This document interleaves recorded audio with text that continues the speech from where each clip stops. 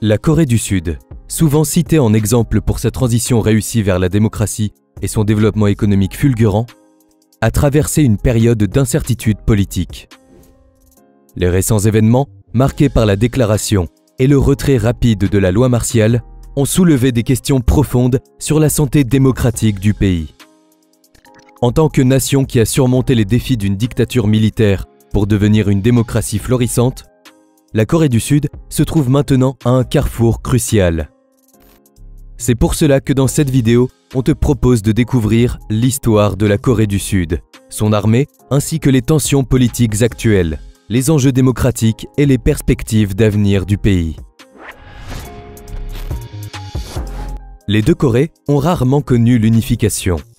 L'histoire remonte au IVe siècle avant Jésus-Christ, lorsque le royaume de Corée est fondé. Ce royaume dure environ 200 ans, mais rapidement, des conflits éclatent, impliquant notamment la Chine, les Mongols et le Japon. Ces guerres fragmentent le pays, qui se divise parfois en 2, 3, voire 4 entités distinctes. Cette instabilité perdure jusqu'au XVe siècle, moment où la dynastie Joseon instaure une stabilité durable. Pendant plus de 500 ans, malgré les divisions passées, les peuples de la péninsule conservent une langue et une culture communes. En 1910, la Corée passe sous domination japonaise, une occupation qui dure jusqu'à la fin de la Seconde Guerre mondiale. Le 2 septembre 1945, le Japon capitule officiellement, marquant la fin des hostilités. La péninsule coréenne est alors divisée le long du 38e parallèle. Le nord est occupé par les soviétiques sous l'influence de Staline, tandis que le sud est placé sous administration américaine dirigée par Roosevelt. Cette division, initialement prévue comme temporaire, devait permettre l'émergence d'un gouvernement unifié. Cependant, le début de la guerre froide aggrave les tensions entre les deux superpuissances. En 1947, l'ONU tente d'organiser des élections communes, mais le Nord boycotte cette initiative, craignant qu'un scrutin unifié n'installe un gouvernement pro-américain sur l'ensemble de la péninsule. Le Nord choisit donc de préserver la séparation pour défendre ses propres intérêts. Pendant ce temps, le Sud participe aux élections, établit ses institutions et proclame la République de Corée en 1948. Peu après, le Nord se constitue en République populaire démocratique de Corée. Les tensions culminent avec la guerre de Corée qui éclate en 1950 et se termine en 1953. Ce conflit est un symbole de l'affrontement entre les blocs soviétiques et américains. La guerre commence lorsque le Nord, sous les ordres du dictateur Kim Il-sung, envahit le Sud pour tenter d'unifier la péninsule par la force. En réponse, le Conseil de sécurité de l'ONU autorise une intervention militaire rassemblant des troupes de 22 nations. Ce conflit entraîne la mort de plus de 3 millions de civils et militaires. À l'issue de la guerre, un armistice est signé, mais la péninsule reste divisée par une zone démilitarisée. Cette zone, longue de 248 km et large de 4 km, est parsemée de bunkers, de tours de contrôle, de barbelés électrifiés et d'environ 1 million de mines. Près de 700 000 soldats nord-coréens et 410 000 soldats sud-coréens, soutenus par des troupes américaines, surveillent en permanence cette frontière. Aujourd'hui, la Corée du Nord est dirigée par Kim Jong-un, un dictateur qui maintient un régime communiste autoritaire et isole son peuple du reste du monde. De son côté, la Corée du Sud est devenue la 10e puissance économique mondiale et adopte un régime présidentiel. Ces deux pays incarnent des visions du monde opposées. Malgré les 70 ans écoulés depuis l'armistice, la situation reste fragile et la coexistence entre les deux nations demeure sous tension, comme on va le découvrir dans cette vidéo. Dans un premier temps, regardons d'un peu plus près la place de la technologie dans l'armée sud-coréenne. Il ne faut pas oublier que Séoul est connu pour ses technologies, notamment militaires. Après la guerre de Corée dans les années 1950, le pays est presque entièrement en ruine. Pourtant, en l'espace de 4 décennies, la Corée du Sud a réussi à se hisser parmi les 15 premières puissances économiques mondiales. Ce redressement spectaculaire repose sur 3 piliers majeurs. Ses relations stratégiques avec le Japon et les États-Unis, l'intervention active de l'État dans les secteurs industriels et financiers et l'influence du confucianisme sur la société coréenne. Le confucianisme, tradition philosophique, éthique et sociale, joue un rôle central en mettant en avant des valeurs telles que le respect des ancêtres, la loyauté envers les dirigeants et l'importance de l'éducation. Cette philosophie cherche à promouvoir l'harmonie sociale en insistant sur des principes comme la bienveillance, la droiture, la fidélité et le respect des rites. En combinant ces trois éléments, la Corée du Sud a développé un modèle capitaliste unique qui lui a permis de s'imposer comme un acteur clé sur la scène internationale. Grâce à son essor économique, le pays s'est affirmé comme une puissance exportatrice incontournable. Son influence est particulièrement visible dans des secteurs stratégiques tels que la construction navale, la pétrochimie, la sidérurgie, l'automobile et surtout l'électronique grand public, les mémoires électroniques et les communications. Pour comprendre les avancées technologiques impressionnantes de la Corée du Sud, il faut comprendre le terme de soft power qui fait référence à la capacité d'un pays à influencer et à façonner les opinions, les attitudes et les comportements des autres nations par des moyens non coercitifs. Cela veut dire que les méthodes utilisées par le pays n'impliquent pas l'utilisation directe de la force. Cela passe notamment par la diplomatie, la culture, l'éducation ou dans notre cas, la technologie. Au contraire, le hard power repose sur la force militaire, économique et/ou politique. Mais contrairement aux États-Unis, où le soft power est un prolongement du hard power, la Corée du Sud voit le soft power comme une alternative. Ainsi, depuis quelques années, la Corée du Sud apparaît comme un pays doté d'un soft power significatif avec la technologie mais aussi avec la culture en général. On le voit par exemple avec la K-pop et certains de ses musiciens qui rencontrent un succès mondial. À partir du milieu des années 90, il y a une prise de conscience du potentiel économique des produits culturels. Alors, au fil du temps, le pays commence la promotion de la culture coréenne pour servir au développement des autres produits industriels d'exportation. Cette stratégie se fait en 4 temps. Premièrement, il y a une utilisation des produits de culture populaire, tels que la musique ou les séries. La deuxième phase est l'achat par les consommateurs de produits directement liés à la phase 1. Par exemple, des produits montrés dans les films ou portés par les chanteurs. La troisième étape arrive lorsque la consommation s'étend au-delà des produits reliés pour se porter sur d'autres produits coréens, notamment les produits cosmétiques et électroniques. Cela passe par l'utilisation des stars de K-pop dans leurs publicités. Ils permettent de renforcer cette synergie entre produits culturels et industriels. Cela touche notamment la consommation courante telle que les téléphones portables, les ordinateurs ou encore les télévisions. Ainsi, Barthélemy Courmont, directeur de recherche à l'IRIS, expliquait au S&D Magazine: le soft power sud-coréen sert l'industrie de la haute technologie que celle-ci alimente en retour via une industrie culturelle rentable et influente. Ces placements de produits renforcent la visibilité de l'industrie technologique de Séoul, qui touche ainsi de nouveaux marchés. L'hyperconnectivité, l'obsession technologique et le patriotisme économique de la société sud-coréenne accentuent cette capacité à s'appuyer sur les technologies de l'information et de la communication pour diffuser la culture populaire du pays. La dernière phase, quant à elle, s'ouvre lorsque les consommateurs étrangers modifient positivement leur perception de la culture et de l'image de la Corée du Sud. Comme tu le comprends donc, la technologie est surtout liée à la phase 3. Mais alors, comment cette technologie est utilisée dans l'armée? La Corée du Sud dispose d'une force militaire puissante et technologiquement avancée. D'ailleurs, le service militaire est obligatoire pour tous les hommes âgés de 18 à 28 ans. Ce service dure généralement entre 18 et 22 mois, selon le type de service effectué. Les femmes peuvent s'engager volontairement dans l'armée, mais elles ne sont pas tenues de le faire.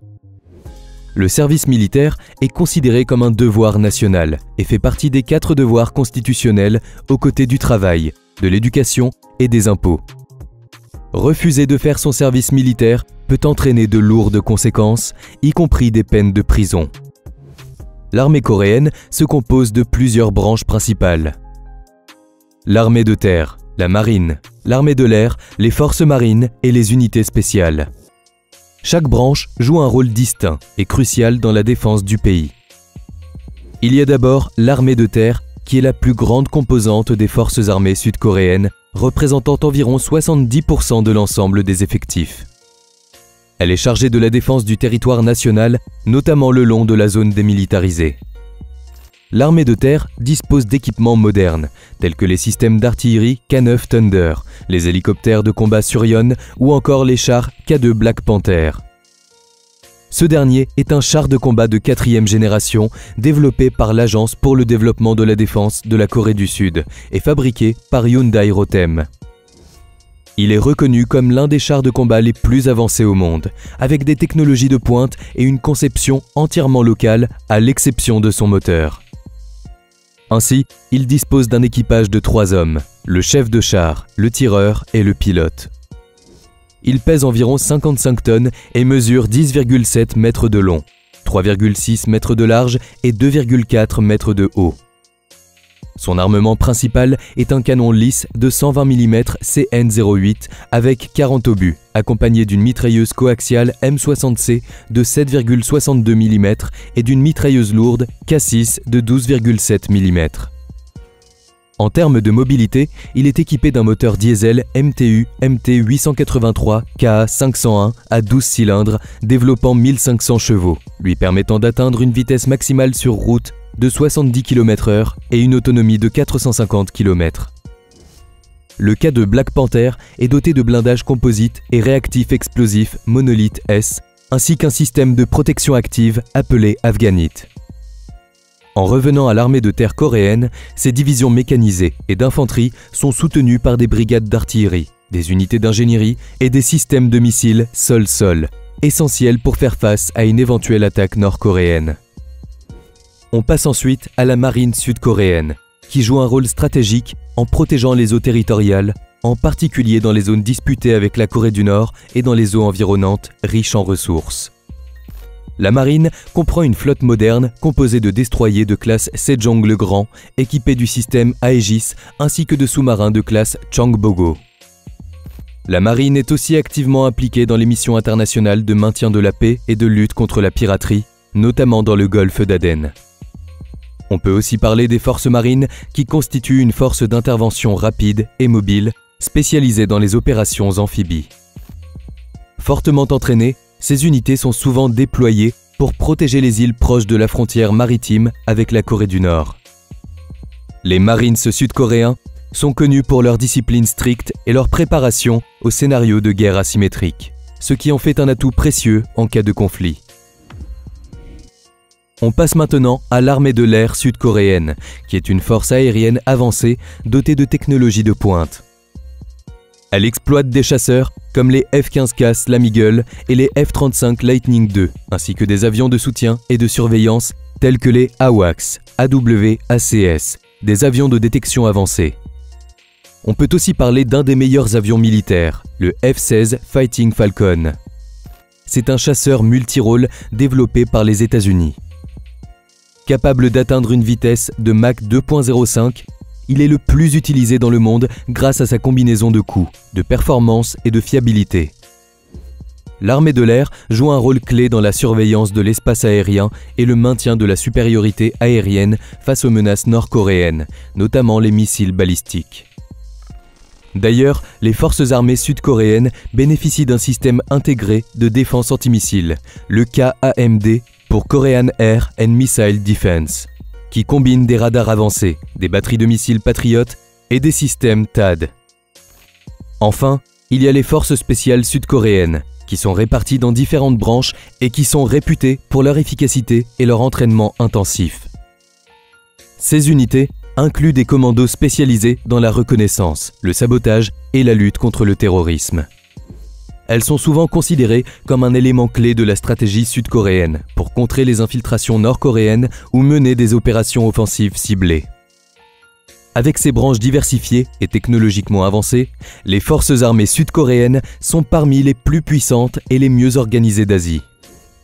Elles opèrent également en étroite collaboration avec leurs alliés, notamment les États-Unis. Il ne faut pas non plus oublier que le pays investit dans la modernisation de ses équipements militaires et la formation de ses soldats pour faire face à la menace nord-coréenne. En effet, les tensions n'ont jamais été aussi fortes.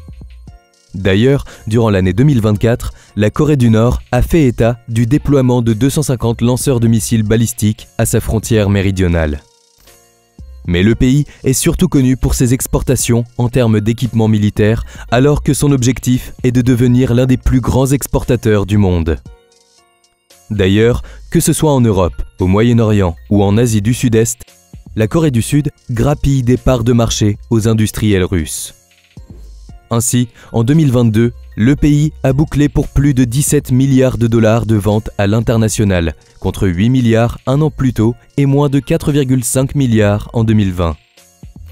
Selon les dernières statistiques de l'Institut international de recherche sur la paix de Stockholm, le pays est passé, entre 2000 et 2020, du 31e au 7e rang mondial en termes d'exportation d'équipements militaires. D'ailleurs, le président sud-coréen déchu, le conservateur Yoon Suk-yeol, visait ouvertement le 4e rang mondial, juste derrière la France, dès 2027. Cependant, le pays a historiquement adopté une politique de non-exportation d'armes vers les pays engagés dans des conflits actifs. Cette politique vise à maintenir une position neutre et à éviter de s'impliquer dans des conflits extérieurs. Elle est également influencée par le désir de ne pas exacerber les tensions dans la péninsule coréenne. On le voit avec l'exemple du conflit ukrainien, où Séoul se montre frileuse d'aider Kiev malgré les pressions internationales, notamment des États-Unis.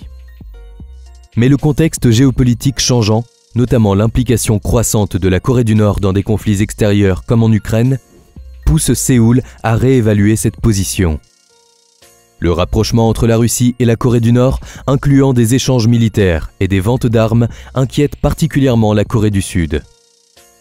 Ainsi, en réponse, Séoul envisage de fournir des armes défensives à l'Ukraine pour contrer cette influence.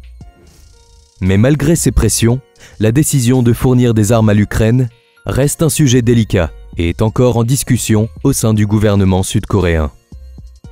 Les autorités cherchent à équilibrer leurs engagements internationaux avec leurs priorités de sécurité nationale et leurs politiques internes. Surtout que la fourniture d'armes à l'Ukraine pourrait entraîner une réaction de la part de la Russie et de la Corée du Nord, augmentant les tensions dans la région. D'ailleurs, regardons de plus près les tensions avec le Nord. L'année 2024 a été particulièrement tendue dans la péninsule coréenne. Pyongyang a intensifié ses essais de missiles et durci sa rhétorique contre les États-Unis et la Corée du Sud, tout en renforçant sa coopération militaire avec la Russie. En début d'année, le Parlement nord-coréen a voté la dissolution des agences dédiées à la réunification avec Séoul, marquant un net recul par rapport au processus de rapprochement amorcé en 2018. À l'époque, Kim Jong-un avait rencontré à 3 reprises Moon Jae-in, alors président sud-coréen. Cependant, la situation actuelle est tout autre. Kim Jong-un a menacé Séoul de représailles militaires en cas de violation du territoire nord-coréen et a appelé à des modifications constitutionnelles permettant une éventuelle occupation du Sud en cas de conflit. Il est important de noter que dans leurs constitutions respectives, les deux Corées revendiquent toujours la souveraineté sur l'ensemble de la péninsule. La Corée du Nord a également multiplié les menaces de frappe nucléaire contre le Sud et a ordonné une accélération des préparatifs militaires, affirmant qu'une guerre pourrait éclater à tout moment. Le 5 janvier 2024, Pyongyang a tiré 192 obus dans la mer Jaune, au sein de la zone tampon qui sépare les deux pays, marquant la plus grande escalade depuis 2010. Selon Kim Jong-un, ces tirs étaient une réponse à des exercices militaires sud-coréens à munitions réelles menés près de la frontière. En avril 2024, le Hwasong-18, un missile balistique intercontinental à propulsion solide, a fait parler de lui. Dévoilé lors d'un essai en avril 2023, ce missile est capable de suivre une trajectoire complexe et d'atteindre des cibles intercontinentales, rendant sa détection et son interception plus difficiles. Sa mise en service inquiète fortement Séoul et Washington. Surtout qu'à la même période, l'Agence internationale de l'énergie atomique a signalé qu'un nouveau réacteur nucléaire nord-coréen semblait opérationnel, ce qui a alimenté encore plus les préoccupations internationales. En août 2024, Pyongyang a annoncé le déploiement de 250 lance-missiles le long de la frontière avec la Corée du Sud. Ces actions témoignent de la volonté de la Corée du Nord de maintenir une posture agressive, accentuant les risques d'un affrontement dans cette zone déjà très instable. Les tensions persistent et en septembre 2024, la Corée du Nord annonce son intention d'accroître son arsenal nucléaire. Pour la première fois, le régime dévoile des images de ses installations d'enrichissement d'uranium. Bien que le dernier essai nucléaire connu remonte à 2017, l'Institut international de recherche sur la paix de Stockholm estime que Pyongyang dispose actuellement d'environ 50 ogives nucléaires, même si ce chiffre reste incertain. Malgré son isolement et les sanctions internationales liées à son programme d'armes nucléaires et de missiles, la Corée du Nord poursuit sa militarisation. Parallèlement, Pyongyang intensifie les tensions en envoyant des ballons remplis de déchets vers la Corée du Sud. En effet, environ 190 ballons ont transporté des sacs contenant principalement du papier et des plastiques, certains causant des incendies et des dégâts matériels. Ces actions suscitent des inquiétudes, certains redoutant qu'un jour, ces ballons puissent être utilisés pour transporter des substances dangereuses ou des armes biologiques. Ces événements ont suivi la visite en Corée du Sud du Premier ministre japonais sortant, Fumio Kishida. Ainsi, depuis mai 2024, près de 5000 ballons ont été envoyés par le Nord, officiellement en représailles aux ballons de propagande lancés par des militants sud-coréens vers Pyongyang. En octobre 2024, les tensions s'intensifient lorsque la Corée du Sud réplique en utilisant des drones chargés de tracts politiques. L'un d'eux, détecté au-dessus de Pyongyang, contenait des critiques envers le régime nord-coréen. Kim Yo-jong, sœur de Kim Jong-un, menace alors d'une réponse forte et d'un désastre horrible si de tels drones violaient à nouveau l'espace aérien nord-coréen. De son côté, le ministère sud-coréen de la Défense nie toute implication militaire dans ces incidents, tout en suggérant que des citoyens sud-coréens pourraient être responsables. Au même moment, Kim Jong-un déclare que la Corée du Nord n'hésitera pas à utiliser l'arme atomique en cas d'attaque. Cette déclaration vise directement l'alliance entre Séoul et Washington, partenaire militaire clé de la Corée du Sud. Ne disposant pas d'armes nucléaires, Séoul s'appuie largement sur la dissuasion américaine pour sa défense. Quelques semaines plus tard, des rapports révèlent que la Corée du Nord aurait fourni des soldats et des munitions à l'armée russe dans le cadre du conflit en Ukraine. Cette collaboration fait suite à un accord de défense mutuelle signé en juin 2024 entre Pyongyang et Moscou, alimentant les craintes d'une escalade mondiale. Comme vu précédemment, en réaction, la Corée du Sud envisage pour la première fois de livrer directement des équipements militaires à l'Ukraine, une décision jusque-là bloquée par sa politique de non-intervention dans les conflits actifs. La Corée du Sud compte donc sur ses alliés pour l'aider. D'ailleurs, en octobre 2023, les premiers exercices militaires aériens entre la Corée du Sud, le Japon et les États-Unis ont lieu. Si la Corée du Sud et le Japon ont mené des exercices aériens avec l'armée américaine, ils n'avaient pas encore effectué de manœuvres conjointes. En octobre 2024, on apprend que la Corée du Sud dévoile son missile le plus puissant, capable d'atteindre les bunkers chez son voisin du Nord. Le président sud-coréen déclare alors: « Si la Corée du Nord tente d'utiliser des armes nucléaires, elle sera confrontée à la réponse résolue et écrasante de notre armée et de l'alliance entre la Corée du Sud et les États-Unis. » Ce missile est dévoilé lors d'une grande cérémonie organisée à l'occasion de la Journée des Forces armées. Au cours de la cérémonie, l'armée sud-coréenne a présenté 340 équipements militaires et systèmes d'armes. Parmi eux figurait son missile balistique le plus puissant, le Yunmu-5, qui signifie « l'ange gardien des cieux nordiques » et qui est capable de transporter environ 8 tonnes d'une ogive conventionnelle. Cela lui permet de pénétrer profondément dans le sol et de détruire les bunkers souterrains de la Corée du Nord. C'est la première fois que la Corée du Sud révèle l'existence de ce missile. Au même moment, Les États-Unis ont fait voler un bombardier B-1B à long rayon d'action pendant la cérémonie, démontrant ainsi leur engagement envers leur allié asiatique en matière de sécurité. La Corée du Sud a également fait voler certains de ses avions de chasse les plus perfectionnés. Au même moment, Séoul a lancé son commandement stratégique qui, selon les responsables, intègre les capacités conventionnelles de la Corée du Sud aux armes nucléaires américaines. N'oublions pas que Séoul ne possède pas d'armes nucléaires. Le commandement stratégique de la République de Corée est donc une nouvelle entité militaire établie pour renforcer la dissuasion militaire contre les menaces nord-coréennes. Ce commandement supervise les opérations stratégiques, y compris les réponses aux menaces nucléaires et aux armes de destruction massive. Il coordonne les efforts entre les forces conventionnelles sud-coréennes et les capacités nucléaires américaines pour une réponse plus efficace aux menaces. Il est souvent comparé au United States Strategic Command et vise donc à intégrer les forces sud-coréennes et américaines pour une dissuasion nucléaire renforcée. Il ne faut pas oublier que depuis son entrée en fonction en 2022, le président conservateur Yoon a placé le renforcement de l'alliance militaire avec les États-Unis et l'amélioration de la coopération trilatérale Séoul-Washington-Tokyo au cœur de sa politique de sécurité, afin de faire face à l'avancée du programme nucléaire de la Corée du Nord. Au même moment, en Corée du Nord, le vice-ministre nord-coréen de la Défense, Kim Kang-do, a critiqué les États-Unis pour leur déploiement temporaire de puissants moyens militaires en Corée du Sud et s'est engagé à réagir fermement. Peu de temps après, le 31 octobre 2024, à quelques jours de l'élection présidentielle américaine, la Corée du Nord tire l'un de ses missiles les plus puissants.